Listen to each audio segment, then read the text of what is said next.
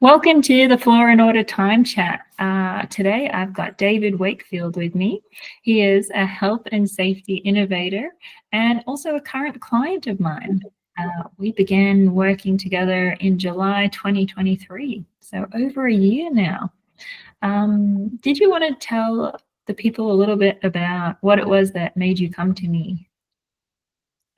Yeah, I actually can't remember how I stumbled across you. I think it Wow, was Google. Google, yeah. So I'm notoriously, well, just to be frank, a bit scattered in my approach to work, and I find I've got a lot to do. I get a lot done, but I find that I get a bit, it's a lot of energy is expended. Mm, I thought there's got to be a better way where I can be more efficient and not so frazzled at the end of the day. mm, Getting the work done was never an issue, but surely there's a way I can get through the day without having so much stress. And yeah, just started when I just started to consciously, when I started working with you and we started to talk about how I worked and became conscious of how I spent my time. mm. It's been a massive game changer, to be honest. It's been huge. It's been, yeah, it's not, wouldn't be too grand to say that's revolutionized how I work. It Yeah. really has been that dramatic. Yeah, like my workday is just so crazy now. I rarely get moments where I'm overwhelmed or frazzled or stressed about anything because I've got systems in place that work. Mm, And you took to it so easily, and just like you really embraced all the learning. So I really appreciate that you have come and said yes to having this chat with me. And when I asked what time related topic are you most passionate about, you said the allocation of time. So did you want to explain a bit about what you meant by that and what it's meant to you? Yeah, so there's a couple of things there. I've got some notes because of how efficient I am. In preparation, being kind to my future self, which was something that you taught me, and I do that by having at the end of the day I allocate myself. It doesn't take long. I allocate 15 minutes. Usually it takes me 5, and I just make some brief notes about what I'm doing the next day. Um, so the next morning when I come into work, it's sitting there on top of my computer. The first thing I see, open it up, and I'll find handwriting it for me works. It could be a note on a computer or whatever, but for me, I like handwritten notes. I've got my favorite pens, and I like to write it. Feels good, and I'll do the same thing at the end of the week. So every morning when I come into work, I know what I've got allocated, and at the end of the week, I look ahead to my week. What have I got on? What meetings I might have scheduled? Other activities I've got outside of work that I might need to be conscious of. And I just have a bit of a look, spend some time, sort of plan and allocate. Mostly space is what I find to allocate myself some time to breathe, some reflect, and all the other work bits, they'll just sort of fit in. Yeah. And another thing which I think I learned from you, or we discussed at length, was the big stone and little pebbles kind of thing, which for me works really well because there's a really cool video, I think, doing a find one on YouTube where somebody explains that and puts the big stone into a a vase or something and tries to put all the that if you do the small stuff first, the big rock won't fit. Mm, You do the big stone, the big most important thing. You identify what that. So I sort of look at it like, what's my big stone for the day, for the next day, and then all the little things which pop up, which is always going to be more things. They can just fit in, and they just fit in around it. I don't have to worry about them too much because if it's I can look at it and go, okay, that's a 5-minute job. Do it now. It's done. It's not on. It goes onto a list. But that big stone is there. I know that's what needs to go. That's the critical thing for the day. yes, yeah. And I like what you said there about allocating space for even just having a breather and the like. I often find that that's not something that comes naturally to people, especially in such a society that's always like every minute must be accounted for and be doing something like that is obviously going somewhere, but rest is just so important and gives you that fuel to do all the other things. So how was that change for you to allocating space? Did it come kind of naturally, or was it tricky to do? No, anything but natural. I'm naturally a busy person. I like to be active. I like to be moving, physically moving. Like even just sitting at a desk is difficult for me. So for me, that space usually involves me getting up and about. So, but no, it wasn't, because I am thinking, I'm not doing this, or I'm not doing that. I think all these things I'm not doing. Whereas I've flipped that, I reframed that to being, what I'm actually doing is giving myself a chance to recharge. Most times it involves a walk, just get out of the space for a little bit. And then it just seems to be all those bits and pieces, they just sort of settle in your head. And I just kind of, and that just gives me that time to breathe and come back. When I come back, I'm much more efficient in what I do. So even though I might not be at my desk for 8 hours, like you said, allocating every second to doing a task, when I'm working, focused and I'm engaged, and it flows, and what I get done is better quality, and it's easy to do, and it's more efficient. So it's just, as a strategy for me personally, it's really effective. But as you said, it's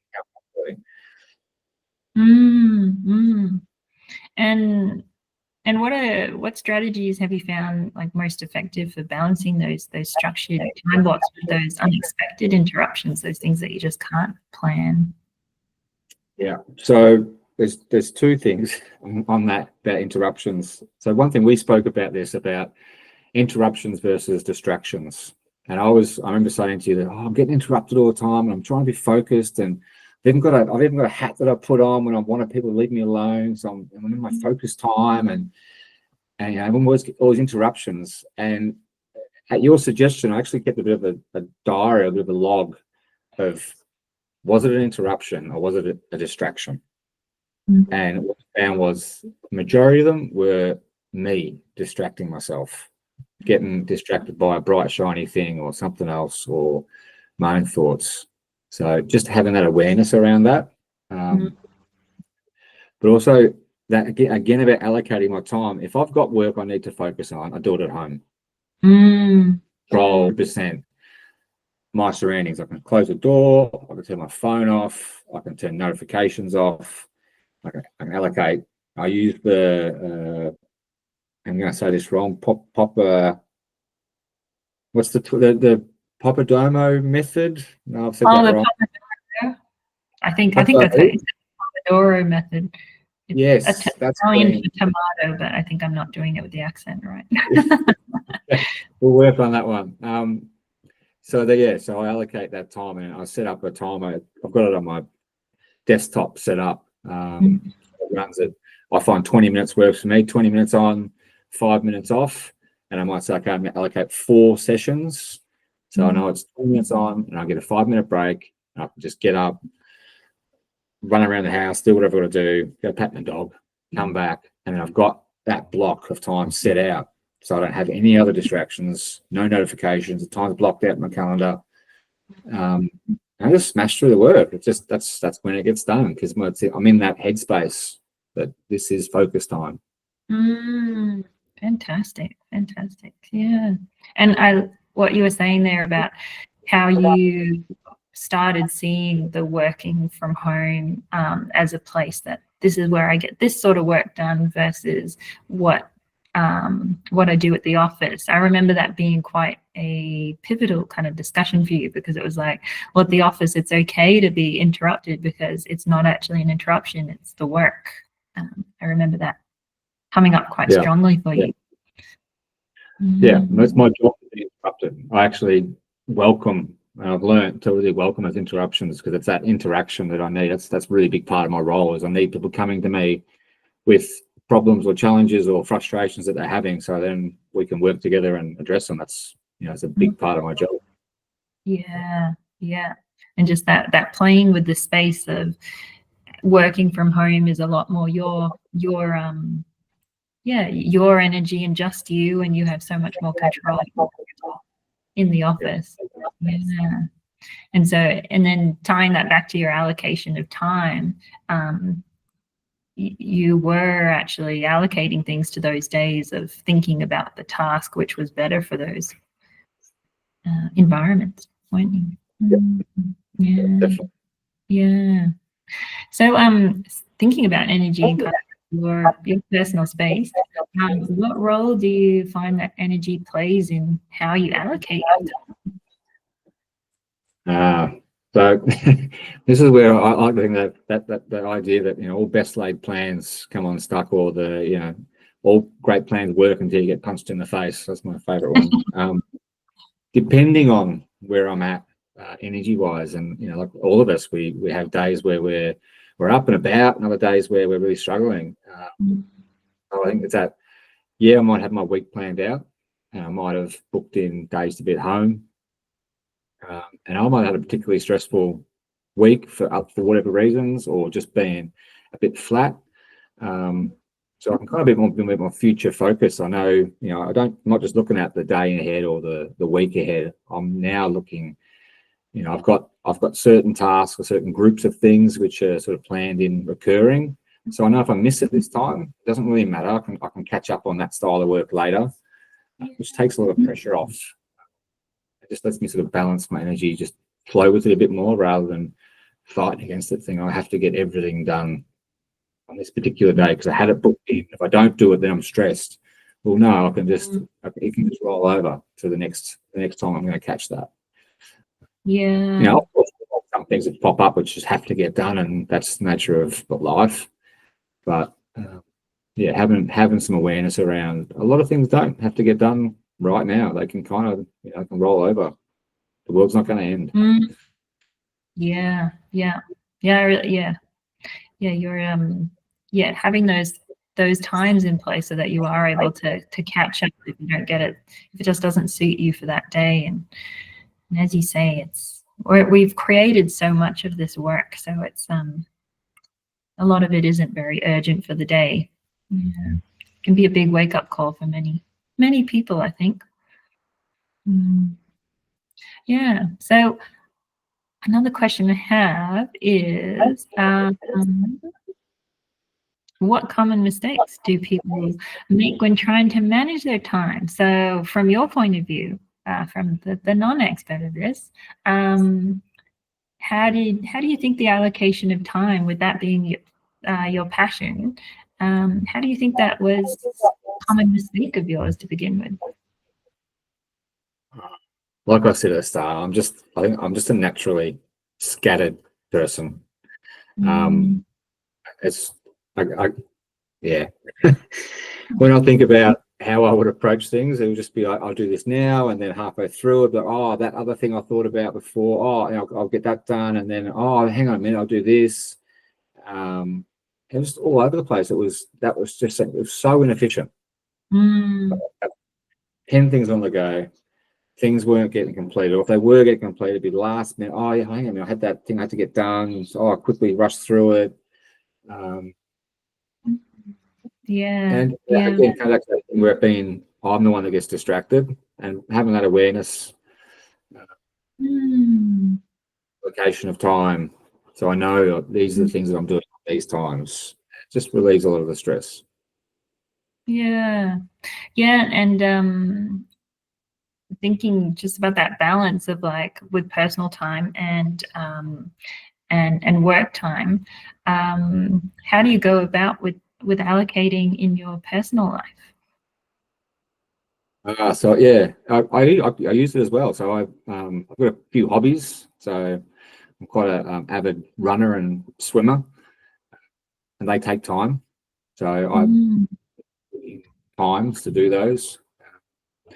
I'm playing guitar, and, you know, I've got some, I won't say it's a band, but I've got some friends we play music together, so we'll call it a group. And we've all got busy lives, so we have like a standing time set aside for a few hours every fortnight where we get together, you know, and we know it's only for a couple of hours, so we can put other things aside. That's going to be a time we get together, and that sort of fills my bucket in that area. You know, it's good fun playing some music. I actually even set up times. This might sound a bit weird. I'm just with my kids that I allocate time that this is just for the kids. So, work's done, other things are done, or if they aren't, they can wait. This is time where, I'm going to go fishing with my son, or I'm going to take, do something with my daughter particularly. I even have I've got an older daughter that doesn't live with me anymore. And we have a standing, date night where we catch up every fortnight. It's booked in, and that's become something we've done for quite a while now. And, nothing gets in the way of that. That's booked in. I don't book anything on that time. So there's all those different parts of my life are given the time that they deserve, I suppose. It's the yeah. Oh, it's so nice. And well, knowing that you use your calendar to kind of track all of this, is it a kind of a visual for you to see when things need more allocating, or like, oh, I'm kind of out of balance with social or friends or family or fitness?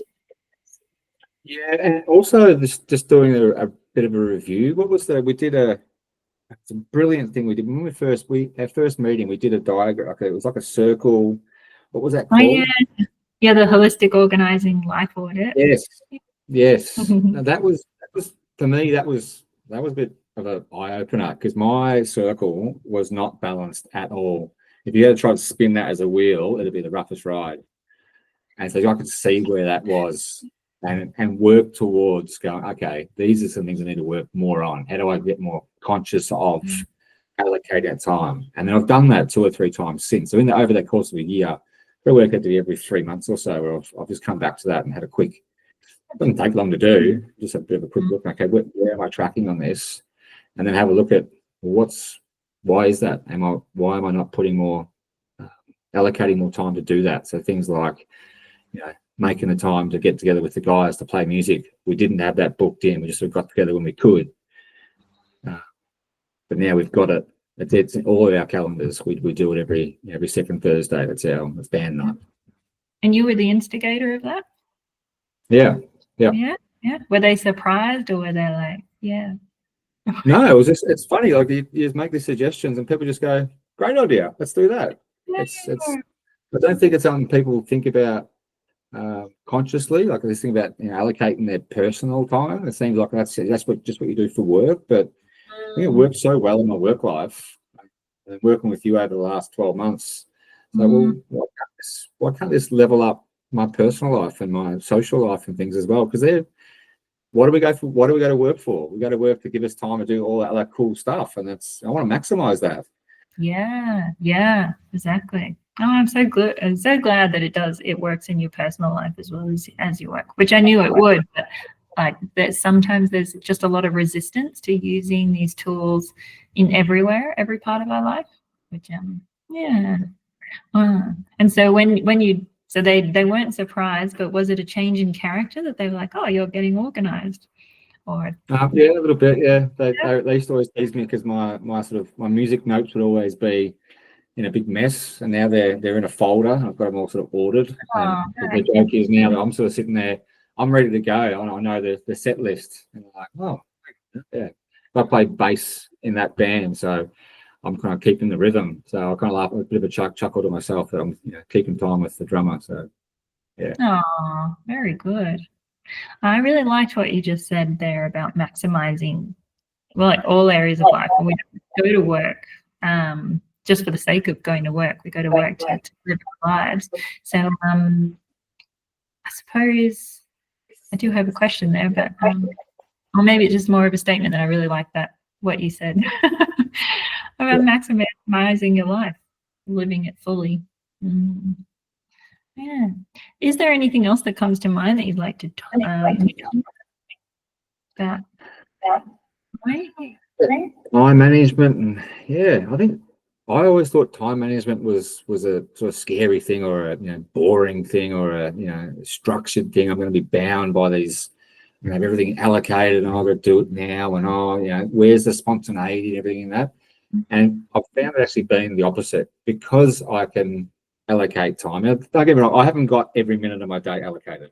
I've got things in place, but what it gives me that time. I can be spontaneous because I've got structure around what I do, Like just the other day, I come across something at work. I was doing some research. I found something I was unaware of, and I went, you know what? I wouldn't mind going and do some study around that. So I booked a flight. I'm flying to Sydney on Monday.